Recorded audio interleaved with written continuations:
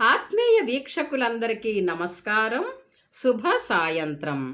నేటి సమాజంలోని మనుష్యుల స్వభావాలకు చెందిన అంశాలతో వారం వారం కవులను, పాఠకులను ఆకట్టుకుంటున్న ఉదయ సాహితీ గోదావరి ఖని సాహిత్య వికాస వేదిక వారి నేటి కవిత అంతర్జాల కవిత్వ సమూహం సమర్పిస్తున్న కవిత్వ విశ్లేషణలు కార్యక్రమానికి మీ అందరికీ సమాదర స్వాగతం. నా పేరు ముద్దు వెంకటలక్ష్మి, ఊరు బెంగుళూరు. గత వారం సమూహంలో ఇవ్వబడిన నిన్నే నమ్మి చేరితి అనే అంశానికి వచ్చిన అనేక కవితల్లోంచి కొన్ని కవితలను సమూహ సలహాదారులు, ప్రముఖ కవి, రచయిత, విమర్శకులు, మార్గదర్శకులు, ప్రఖ్యాత సాహితీవేత్త అయిన శ్రీ దాస్యం సేనాధిపతి గారు అత్యుత్తమ కవితలుగా ఎంపిక చేసిన కవితల విశ్లేషణ చేయబోతున్నాను. ఈ ప్రపంచంలో మనిషి మనుగడకు, ప్రగతికి ప్రాతిపదిక పరస్పర విశ్వాసం, భగవంతునిపై నమ్మకం. వీటికి సంబంధించిన అంశమే నిన్నే నమ్మి చేరితి. ఈ అంశంపై స్పందించి అత్యుత్తమ కవితల విజేతలుగా నిలిచిన మన కవిమిత్రులందరికీ హృదయపూర్వక అభినందనలు తెలుపుతూ వారి కవితలను చూద్దాం. కాసర లక్ష్మీ సరోజారెడ్డి గారు నాతో నేనే అనే శీర్షికతో అంశాన్ని విలక్షణమైన కోణంలో ఆవిష్కరించారు. నన్నెవరో అస్తమానం తరుముతూనే ఉంటారంటూ ఉత్కంఠ గొలిపే ఎత్తుగడతో ప్రారంభించారు. జీవన పోరాటంలో తనతో తానే పోటీ పడుతూ నానాటికి ఉన్నతంగా ఎదుగుతానని అంటారు. రెక్కల్ని నమ్ముకున్న పక్షులు, నిస్వార్థంగా పరోపకారం చేసే వృక్షాలు తనకు స్ఫూర్తినిస్తాయంటారు. తన మనస్సు చెప్పిన దానినే నమ్ముకొని ముందుకు సాగితే బతుకు సంగీతాన్ని ఆలపిస్తుందని, ఆ గాన మాధుర్యం అందరినీ ఆనందింపజేస్తుందని అంటారు. కవయిత్రి చివరిలో సూర్యుణ్ణి నమ్మిన నీడల్లా నన్ను నేనే నమ్ముకుంటాను అన్న మాటల్లో ఆమె ఆత్మవిశ్వాసం ప్రతిధ్వనిస్తోంది. యనమన్ర వరలక్ష్మి గారు అంశాన్ని స్నేహపు కోణంలో వ్రాస్తూ సహజ సుందరమైన కవితను అందించారు. పుస్తక పఠనం ద్వారా కలిసిన స్నేహితురాలు నిత్యం చరవాణిలో మాట్లాడుతూ ప్రియబాంధవి అయిందని అంటారు. ఈ అనంత విశ్వంలో తనతోనే ఎందుకంత అనుబంధం ఏర్పడిందో అంటారు. తన తప్పులను సరిదిద్దుతూ, ఒప్పులను మెచ్చుకుంటూ, ఎల్లప్పుడూ తన శ్రేయస్సునే కోరుకునే ఆమెతో ఈ అనుబంధం కలకాలం ఇలాగే ఉండాలని కోరుకుంటారు. మధ్యల సరోజన గారి కవితలోని ఒక భగ్న ప్రేమికురాలు కపట ప్రేమికుని నీటిపై రాతలను నమ్మి చేరి మోసపోయిన తీరును వర్ణించారు. నమ్మకాన్ని వమ్ము చేశాడని, తనంటే మోసమని, తన తోడంటే నరకమని తెలియజేసిన అతనిక రాడని మనస్సును బండ చేసుకున్నానని అంటుంది ఆమె. ప్రేమ కంచే, బహుమానాల భ్రమ, మాటల మత్తు అనే పదాలు కవయిత్రి తీసుకున్న కవితా వస్తువుకి సరిగ్గా సరిపోయాయి. డాక్టర్ చక్రపాణి ఇమ్మిడిశెట్టి గారు యమునా తటిని శ్రీకృష్ణునికై వేచి చూస్తున్న రాధ విరహ వేదనను బాగా వర్ణించారు.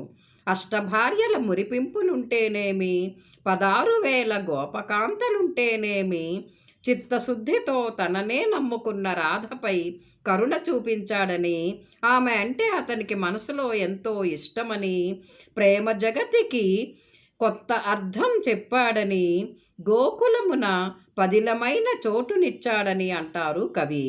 సయ్యాటల యమునా తటి మనదేనయ్యా వంటి పంక్తులు కవితలో ఎంతో అందంగా అమిరాయి. బి ప్రమీలారాణి గారు మాధవ మానస సంసార ఎదుకుల బాల అంటూ చిన్ని కృష్ణుని నమ్మి చేరి కొలుస్తున్నానంటారు. చిన్న వయసుననే కాళీయమర్దనం లాంటి లీలామహిమలు చూపించి అజ్ఞానులకు జ్ఞానాన్ని, వివేకాన్ని అందించి లోకోద్ధరణకు నాందిక పలికిన చిన్ని కృష్ణుడే తనకు శరణు అంటారు. జీవకళ ఉట్టిపడే సుందర సుకుమారుడని బాలకృష్ణుణ్ణి ఎంతో బాగా వర్ణించారు. ఆర్వి లక్ష్మీ గాయత్రి గారి కవితలో ఎత్తుగడ పంక్తులు ఎంతో ఆసక్తికరంగా ఉన్నాయి. ఒక భక్తుడు భగవంతుడు సర్వవ్యాపి అని, భక్తులకు ఎప్పుడేది అవసరమో అది ఇస్తాడని పురాణాలు ఘోషిస్తున్నాయని, అందుకే నువ్వే శరణని నమ్మి నన్ను మంచివాడిగా మలుస్తావని నీ దరికి చేరితినయ్యా అంటాడు. దేవుడికి తన కోరికలు తెలుపుకుంటాడు. నమ్మిన వారిని నమ్మిన వారికి కనబడడని, నమ్మని వారికే కనబడి అభయమిస్తాడని లోకులు అంటున్నా, అమ్మా నాన్నల కంటే అధికుడవని నిన్నే నమ్మితి, మంచి మార్గము చూపవయ్యా అంటూ ఆర్తితో ప్రార్థిస్తాడు ఆ యువ భక్తుడు కవితలో. నగునూరి రాజన్న గారు బాధ్యతలెరుగని బాల్యంలో ఆటపాటల కోయిలనయ్యాను, బుద్ధి జ్ఞాన సంపదలను ఆర్జించగా విద్యాకుసుమమైతిని, భోగికాలేక యోగికాలేరంటే గృహస్థాశ్రమం పుచ్చుకొని పిల్లాపాపల పితలాటకంలో మునిగిపోతిని అంటూ ముక్తి మార్గపు బాటకు ముందు తాను గడిపిన జీవన దశలను తెలుగు తత్సమ పదాలతో ఎంతో చక్కగా వర్ణించారు. నమ్మి చేరిన తనను కామితార్థముల కల్పతరువుగా తనపై కరుణ చూపించుమని, మోక్షాన్ని ప్రసాదించుమని ప్రార్థించడం ఔచితీమంతంగా ఉంది. పత్తిపాటి రూపలత గారి కవితలోని ఒక ఇల్లాలు నిన్నే నమ్మి చేరితి, ఎందుకు ఏమిటి అంటావా అంటూ భర్తపై తనకు గల ప్రేమను వ్యక్తం చేస్తూ ఆత్మీయంగా కారణాలు చెప్తుంది. కవిత ఆద్యంతము కవితాత్మకంగా భావుకతతో సాగింది. అతనిని చూసిన క్షణమే మంగళకరమౌ మంత్రాలు వినిపించాయి అనడం తొలిచూపులోనే అతనిని ప్రేమించి కాబోయే భర్తగా ఊహించుకుందని ధ్వనింపజేశారు. పువ్వు తావి రీతిగా జన్మజన్మల తోడుగా అతనినే నమ్ముకున్నానంటుంది ఆ ఇల్లాలు పారవస్యంతో. జగదీశ్వరి కందికుప్పగారు ఈ సమాజంలో కొందరు అందమైన అమ్మాయిలు అబ్బాయిల తేనెల మాటల మాయల్లో పడి వారి వంచనకు లోనై ఎలా అధఃపాతాళానికి నెట్టివేయబడతారో బాగా వర్ణించారు. నీతి నిజాయితీ మానవత మృగ్యమైన ఈ మనుష్యులను నమ్మే కన్నా కనిపించని దైవాన్ని నమ్ముకొని వెతుక్కుంటూ ఆయన సన్నిధిని చేరుకున్నానని అంటుంది అలాంటి ఒక అమ్మాయి. తన స్వయంకృతాపరాధాలను మన్నించమని దైవాన్ని వేడుకుంటుంది. పొగడ్తలకు పొంగిపోయి మోసపోకూడదనే సందేశాన్నిచ్చారు కవయిత్రి. అరుణ సువర్చల గారు తన కవితలో ప్రేమలో పడిన ఒక అమ్మాయి ప్రేమలోని తీవ్రతను, తన్మయత్వాన్ని బాగా చిత్రించారు. నీ జతలో నాకేదో పెన్నిధి దొరికినట్టు, మెరుపు మెరిసినట్టు, పూలవాన నాపై కురిసినట్టు అనే పంక్తులు ప్రేమికుల మనస్సుల్లోని భావాలను ప్రతిబింబించాయి. మితిమీరిన నమ్మకం మోతాదు ఇంకా మించితే కొందరు అమ్మాయిలు సవ్యాపసవ్యాలు యోచించక తొలి ప్రేమ తిమ్మిరిలో తలమునకలై చదువు విడిచి జ్ఞానం విడిచి ప్రపంచం మరచి విచక్షణారహితంగా ప్రేమమత్తులో ప్రవర్తిస్తారని వాస్తవం చెప్పారు. అసలు ఆ ప్రేమికుడి మనస్సులో తానున్నానో లేదో కూడా తెలుసుకోరని, కాలం కరుణిస్తే రక్షకుడవుతాడో భక్షకుడవుతాడో అంటుంది చివరిలో ఆ అమ్మాయి. రమాదేవి బుక్కపట్నం గారు సూర్యుడు సురుక్కుమంటున్నా చందమామ వచ్చినట్లు చల్లగా ఉంది అంటూ ఉల్లాసకరమైన ప్రారంభ పంక్తులతో మొదలుపెట్టారు తన కవితను. ఒక ప్రేమికుడు ప్రేమికురాలిని వివిధ రకాలుగా వర్ణించడం, ఆమెనే నమ్మి చేరిన తనపై మనసారా ప్రేమ కురిపించమని వేడుకోవడం చూస్తాం. కలల రాణి, వలపుల బోణి, చిగురుల వేణి వన్నెలవాణి వంటి అంత్యప్రాసల పంక్తులు, సేనుశెలకలు, సింగారం లాంటి వాడుక తెలుగు పదాలు కవితకు మరింత వన్నె తెచ్చాయి.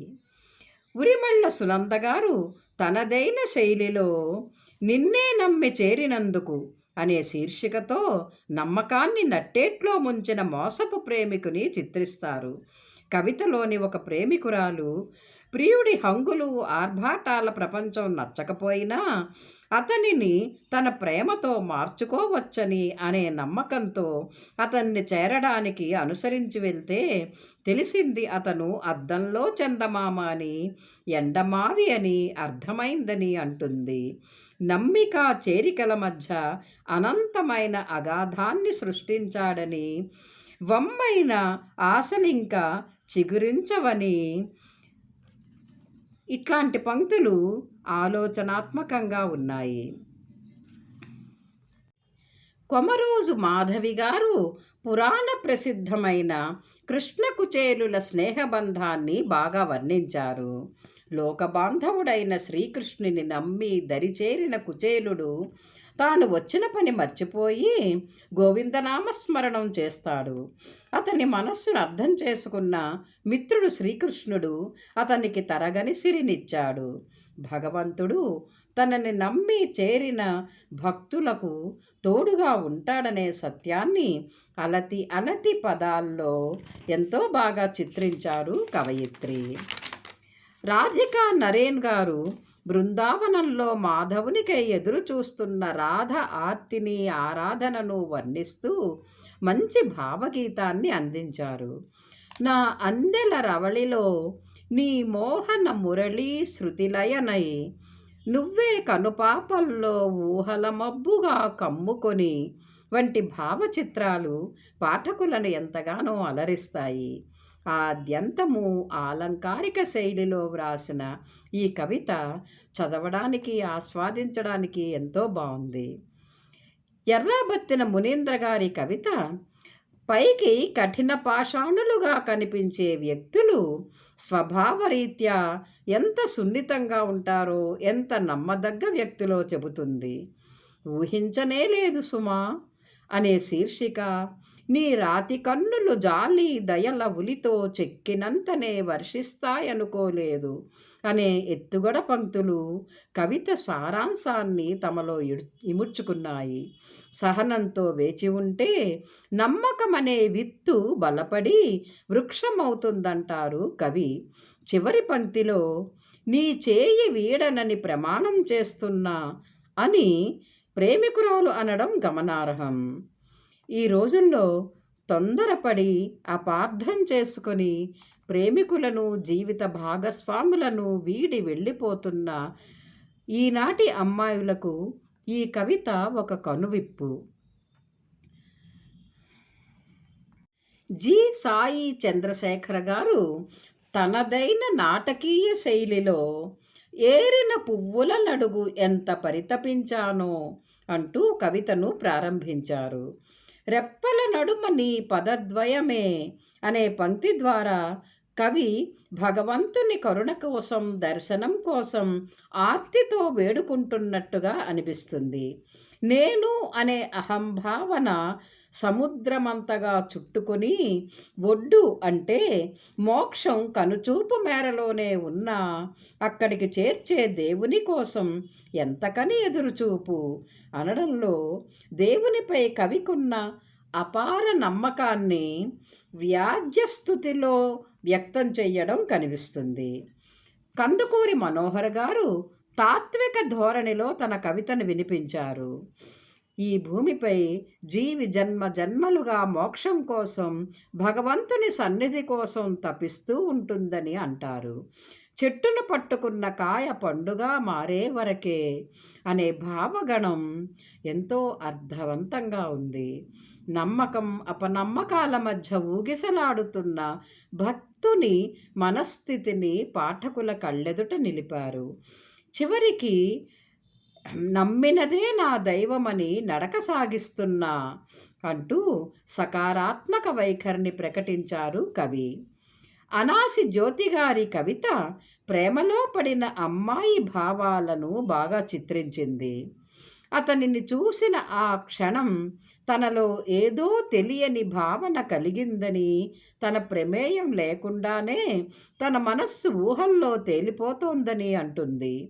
అతని కళ్ళల్లో తన రూపాన్ని చూసుకుంటూ యుగాలు క్షణాలుగా గడపాలని ఉందని, అతని ప్రేమ సామ్రాజ్యానికి పట్టపురాణిగా ఉండిపోవాలని అతనినే నమ్మి చేరానని అంటుంది. కవిత స్వభావోక్తి అలంకారంలో చదవడానికి ఎంతో బాగుంది. సయ్యద్ జహీర్ అహ్మద్ గారు అంశానికి పూర్తిగా సరిపోయే కవితా వస్తువును తీసుకున్నారు. జీవిత పయనంలో విధివశాత్తు దారి తప్పిన ఒక బాటసారి గతి తప్పిన మతితో భగవంతుని నమ్మి అతని సన్నిధికి చేరానని, తన నమ్మికను వమ్ము చేయక ముక్తికి సరియైన మార్గం చూపమని వేడుకుంటాడు. భగవంతుని నమ్మిన వారికి మనశ్శాంతి తప్పకుండా లభిస్తుందనే మంచి సందేశాన్నిచ్చిన కవిత ఇది. ఇలా మానవ సంబంధాలకు, మనస్తత్వాలకు చెందిన ఈ కవితల విశ్లేషణ చేసే సదవకాశాన్ని నాకిచ్చిన గురువర్యులు శ్రీ సేనాధిపతి గారికి, సహృదయ సాహితీ మిత్రులు, సమూహ పరిపాలకులు శ్రీ లక్ష్మయ్య గారికి నా హృదయపూర్వక ధన్యవాదాలు తెలుపుకుంటున్నాను. కవిమిత్రులందరికీ మరోసారి హృదయపూర్వక అభినందనలు. స్వస్తి.